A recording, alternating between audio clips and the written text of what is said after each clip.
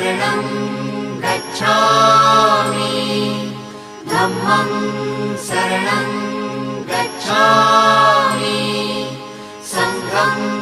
शरणं गच्छामि